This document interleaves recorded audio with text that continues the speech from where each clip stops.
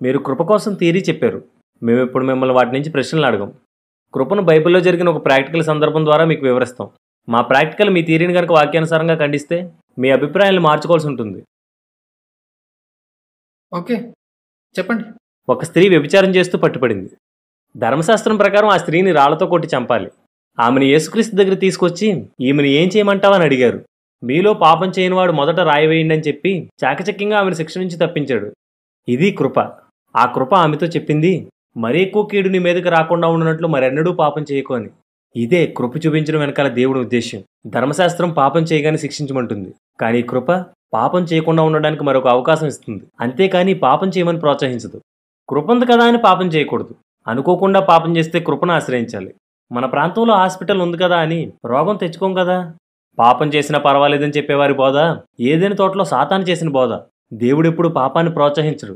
తీతుకు రాసిన పత్రిక 2వ అధ్యాయం 11వ వచనం నుంచి ఇలా రాయబడింది. యాలయనగా సమస్త మనుషులకు రక్షణకరమైన దేవుని కృప ప్రత్యక్షమై మనము భక్తిహీనతను ఇహలోక సంబంధమైన దురాశలను విసర్జించి శుభప్రదమైన నిరీక్షణ నిమిత్తము అనగా మహాదేవుడును మన రక్షకుడునైన యేసుక్రీస్తు మహిమ యొక్క ప్రత్యక్షత కొరకు ఎదురుచూచుచు ఈ లోకంలో స్వస్థబుద్ధితోనూ నీతితోనూ భక్తితోనూ బ్రతుకుచుండవలనని మనకు బోధించుచున్నది.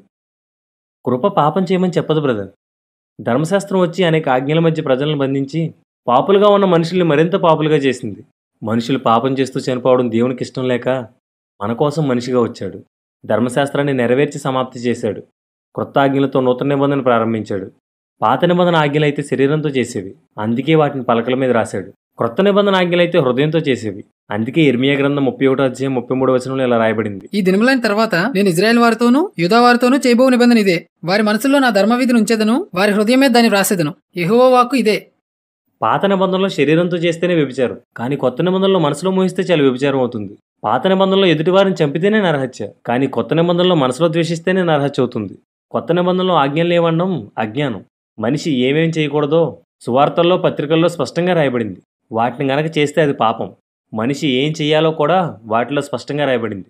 వాటిని గనక చేయకపోతే అది పాపం. పాపానికి శిక్ష నిత్య నరకం. అయితే పాపం చేసిన వ్యక్తి పశ్చాత్తాపం పొంది క్షమాపణ అడిగితే యేసుక్రీస్తు ఉత్తరవాదిగా ఉండి అతని మీదకి రావాల్సిన శిక్షను తప్పిస్తాడు. యోహాన్ రాసిన మొదటి పత్రిక 2వ అధ్యాయం 1వ వచనం ఇలా చెప్తుంది. మీరు పాపం చేయకుండానట్లు మీకు ఈ విషయం చెప్తున్నాను. మీలో ఎవడైనాను పాపం చేసిన ఎడల యేసుక్రీస్తు అనే నీతిమంతులకు ఉత్తరవాది మనకున్నాడని రాయబడింది. ప్రభువు నీ పాపాన్ని క్షమించగలడు కాబట్టి నీ గత పాపాలకు క్షమాపణ పొంది ఇక మీదట పాపం చేయకని వాక్యం చెప్తుంది. అంతేగాని మళ్ళీ మళ్ళీ పాపం చేయమని చెప్పట్లేదు. ఒక వ్యక్తి పాపం చేస్తూ ఉండగా ఎంతగా క్షమించమని అడిగినా క్షమాపణ దొరకదని, తన పాపాలను ఒప్పుకుని విడిచిపెడితేనే దేవుడు అతను క్షమిస్తాడని యోహాన్ రాసిన మొదటి పత్రిక 1వ అధ్యాయం 7, 8, 9 వచనాలు స్పష్టంగా చెప్తున్నాయి.